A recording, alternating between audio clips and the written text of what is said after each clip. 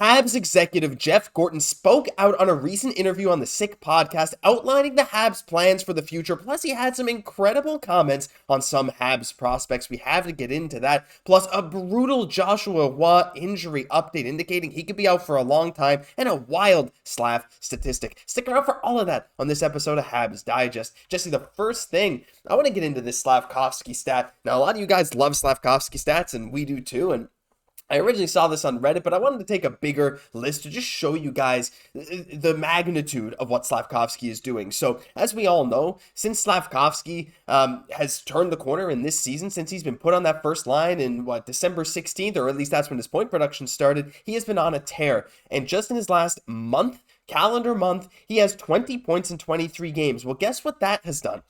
Here is a list of the top scoring seasons for players in their under age 20 season in Habs history. Basically, this just means your age 19 season is if you're 19 on January 31st of that year. So for example, Galchenyuk in 13-14 turned 20 in late February of that year. That's still his age 19 season. Just like this is Slav's age 19 season. And as you can see, he has 37 points so far this year.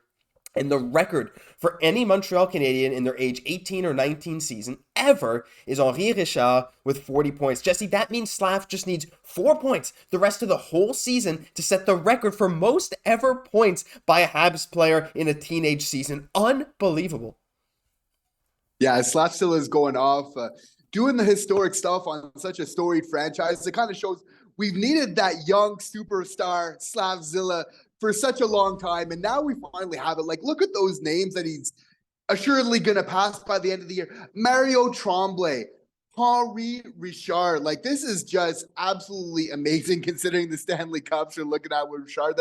But the big names with Slav don't end there, Josh. If we look at another really interesting stat for Slav this year, is that he's averaging more ice time over the last 20 years, more so than any other forwards other than named, get this list, Sidney Crosby, Kopitar, Kovalchuk, Connolly, and Stamkos. So those are the only guys that have forwards that have been averaging more time, as a teenager here in the NHL. So, I mean, what an amazing list of players. Like, he's getting his reps in, which as a young guy is so amazing. But to see that he has the conditioning, to really also be producing at such a high level while doing this as well and really earning those minutes. I mean, this is just some crazy stuff here, Josh, when we start to break it down. It's unreal. And that's one of the more underrated things. Now, we know this summer, I mean, remember that video where he had this plus 20% lung capacity thing where we spoke about these crazy training methods he was using? That's stamina. He doesn't look winded ever this season, at least compared to last season.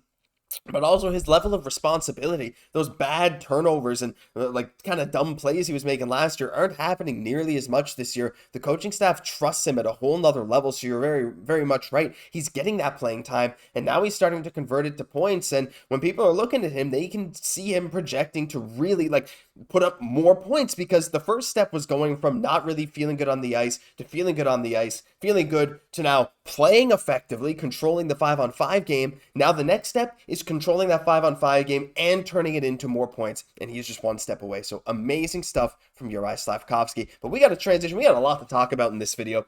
We got to talk about another young Habs player, a guy that's been shattering expectations, and that is Joshua Roy. Well, it's unfortunate. The Montreal Canadiens announced today that forward Joshua Roy will be sidelined indefinitely. And Martineau on Twitter said that he saw Joshua Roy with a splint on his right hand in the Vancouver airport as Montreal plays the Canucks tomorrow night. Here is the play from last night's game. You can see at the top of the frame there, the puck hitting Joshua Roy right there off a Bouchard point shot right off the hand. Jesse, he's been having a great year, 9 points in 23 games, as we often mention. He is the only fifth-round pick or later guy to play a game in the NHL from that 2021 NHL draft. Just some brutal news as we approach the final stretch of the season for the Habs and the Laval Rocket.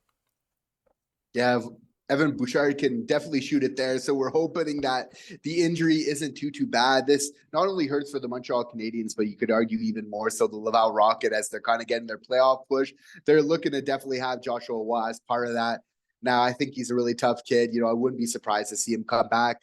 sooner than later. Definitely just a little hurts for us just because we love to see him play so much. He's really just done so much to really get that respect from these Habs fans early on, but you have to feel like he'll be back at it sooner than later. Yeah, and he's shown some real good flashes of skill. Now, that Joshua Waugh, Alex Newhook, Yoel Armia line, while it's the Habs' second line, on most other teams, let's be honest, it's closer to a third. But at the same time, that line has produced some solid results, especially with Newhook. They've shown some chemistry, all three of them together. Armia is having by far his best stretch of hockey in probably a couple of years for Montreal, and he has been shining with that line and Monahan before that. But these guys are playing really well off each other, so it's really a shame to see him go down. And if that means no more games for the Habs this year, hey, we don't know. Could just be a broken finger, could be a wrist, could be a hand. Just wish the best for him and hope he's back skating very, very well. He's going to be skating. He doesn't need his hand to skate. I just mean playing very, very soon. But let's move on to the final topic, Jesse. I wanted to talk about Jeff Gorton. Now, he was on an interview on the Sick podcast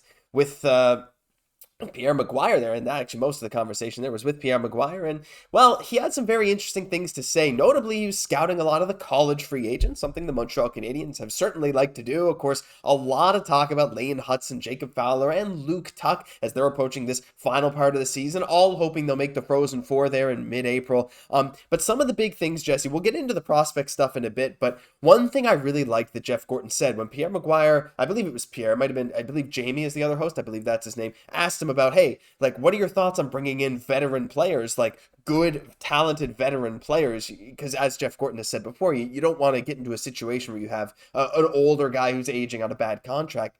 And when you bring them in to add to your team to make them competitive, Gorton said, well, we're at that turning point now, basically. He said, very soon you'll see the Habs start to add these kind of players, just reiterating what Kent Hughes has said, at least in his emotions, saying like, hey, this is what we want to do. We are ready to turn that corner. And he also had some good praise for Hutson and Dach too, saying, hey, these guys might end up being that level of high-end score. But what are your thoughts on Gorton kind of agreeing with Hughes? I mean, it makes sense they're on the same page that it's rapidly approaching that time for the Habs to make a big splash.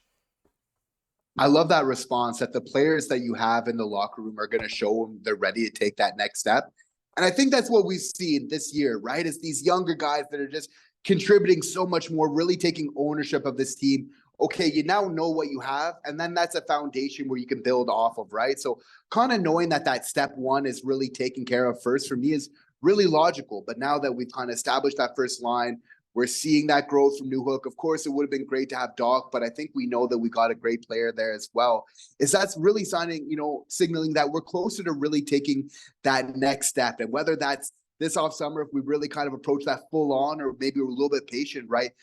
One way or another, it's definitely going to be a very, very busy summer for the Montreal Canadiens. And I mean, to get to his points on Lane Hutson, I love that Jeff Gorton is just giving all the love to Lane right now, kind of mentioning those comparables to Adam Fox, which I don't think get enough mention, and just looking at the stats of how close his production is, and just really some historic type of numbers, right? And he's been keeping a close eye. Like Jeff Gorton is the type of guy that likes to go to the games, really get a feel for what's going on specifically. He's been watching Lane, spending a lot of time there. And what he's really liked from Lane is that he said the offensive game is always there, but kind of rounding it out, getting a chance to focus on other parts of his game. And he says that Lane Hutson is smarter and can defend better than people think. And I think he's absolutely right about that. I fully trust him, and that's something we've seen from a lot of people. I mean, people tend to dismiss Lane Hutson as a bad defender when they look at his size, but when you watched him on Team USA, in fact, his defensive play was shocking a lot of people because he didn't quite get his offense going until a few games into the tournament. And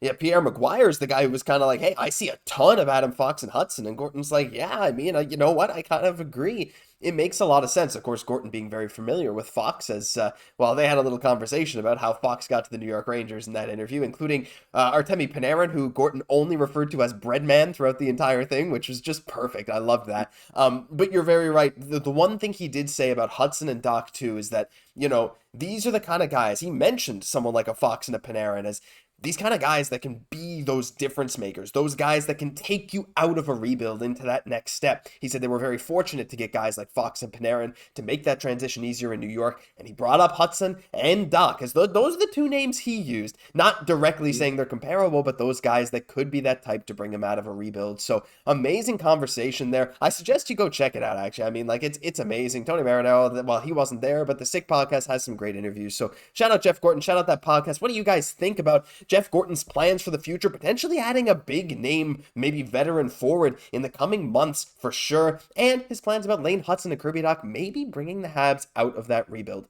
That'll do it for this episode of Habs Digest. If you enjoyed, leave a like, comment, subscribe to the channel. We really appreciate all your support. I'm Josh Gosse, my co-host Jesse Poirier.